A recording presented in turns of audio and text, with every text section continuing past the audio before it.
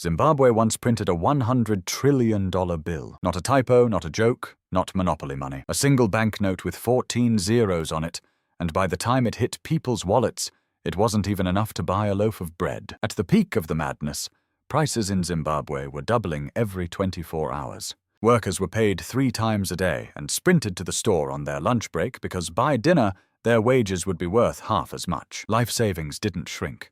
They evaporated. Overnight, entire fortunes turned into wallpaper, and grandmothers who had spent 40 years saving for retirement watched their nest eggs become literally worthless paper you could burn for heat. But what exactly caused one of the worst hyperinflations in modern history? How does a country that was once called the breadbasket of Africa, a nation with fertile land, gold, diamonds, and platinum, end up printing $100 trillion notes just to buy a bag of rice? The story is messier and darker than most people realize, and it involves a war hero turned dictator, a controversial land grab, a foreign war nobody wanted, and a central bank that treated the printing press like a magic wand.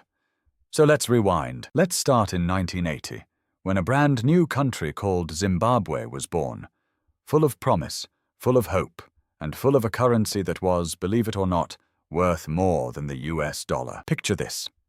The year is 1980, and Rhodesia has just become Zimbabwe. After decades of white minority rule and a brutal bush war, a charismatic guerrilla leader named Robert Mugabe wins the country's first free election. The world is watching.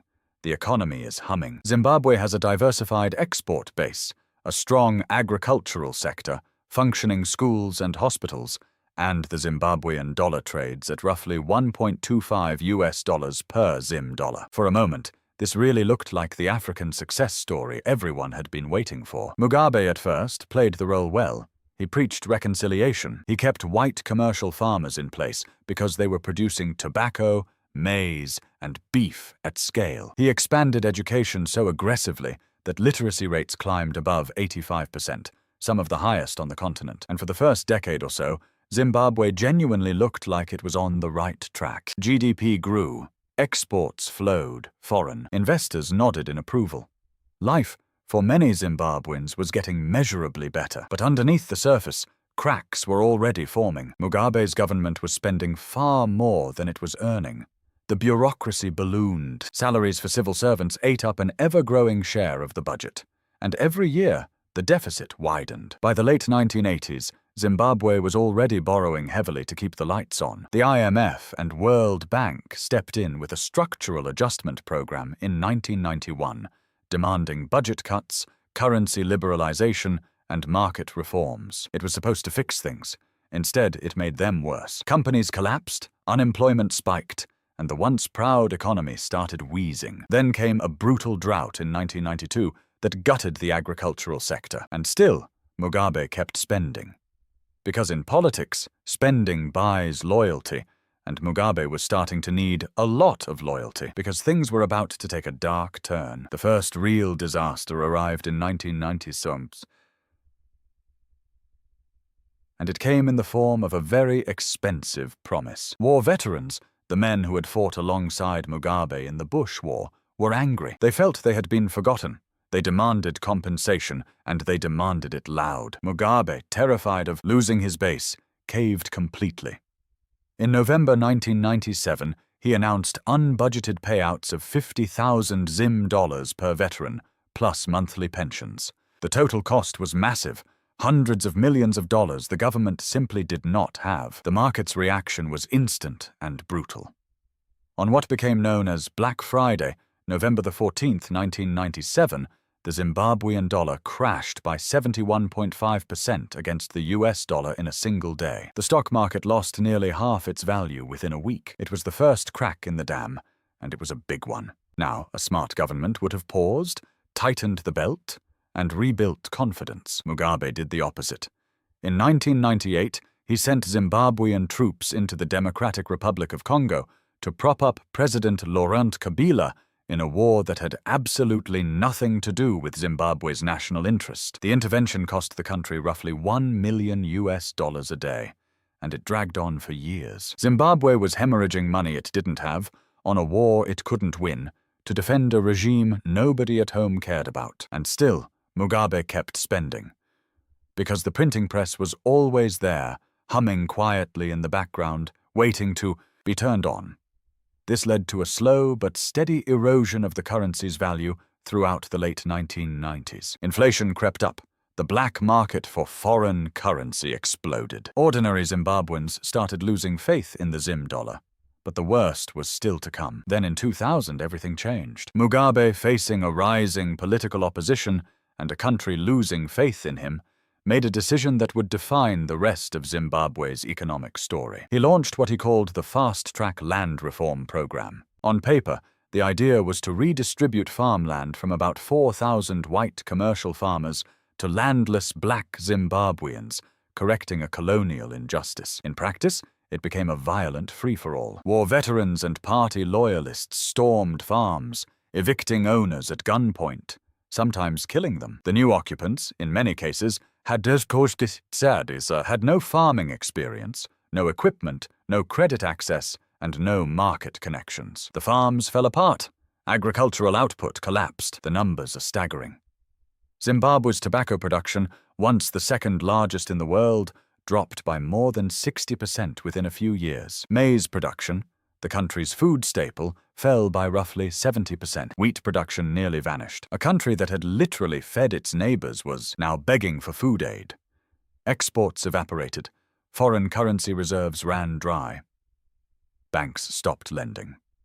Foreign investors packed up and left. Western countries slapped on targeted sanctions, and the government's response to losing its main source of tax revenue was, predictably, to print more money, a fatal mistake. By 2003, inflation was over 500%. By 2005, it was in the thousands. And the Reserve Bank of Zimbabwe, led by a governor named Gideon Gono, kept the printing presses running around the clock. Gono openly bragged about his unorthodox policies. He printed money to pay government workers, to fund the military, to reward loyalists, to subsidize fuel, to bail out failing state enterprises. Every time a new bill was issued, the previous one lost value. And the more it lost value, the more the government had to print. This is the death spiral of hyperinflation. The antidote had become the poison. By 2007, Zimbabwe was in full economic freefall.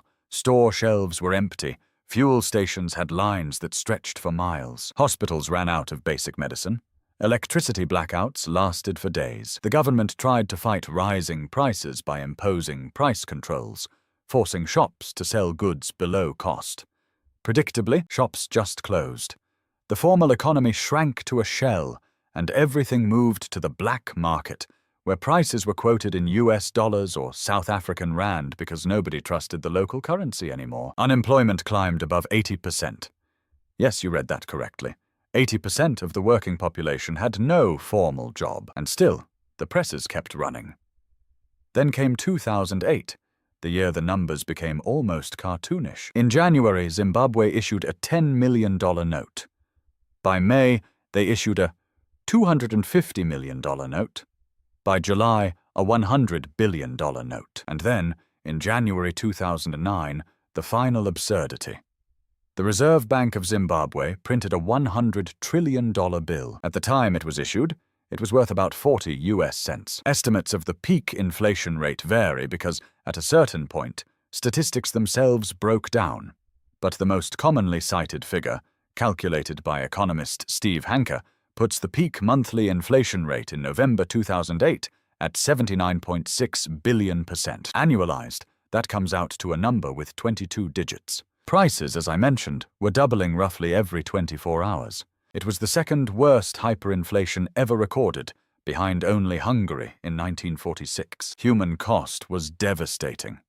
Life expectancy in Zimbabwe fell to 44 years, one of the lowest in the world. A cholera outbreak in 2008 killed more than 4,000 people because the water treatment system had collapsed. Teachers, doctors, and engineers fled the country by the millions, creating one of the largest diasporas in African history. Roughly 3 to 4 million Zimbabweans, out of a population of just 13 million, left for South Africa, the UK, and beyond. Those who stayed learned to survive in ways that seem unreal. People bartered eggs for haircuts.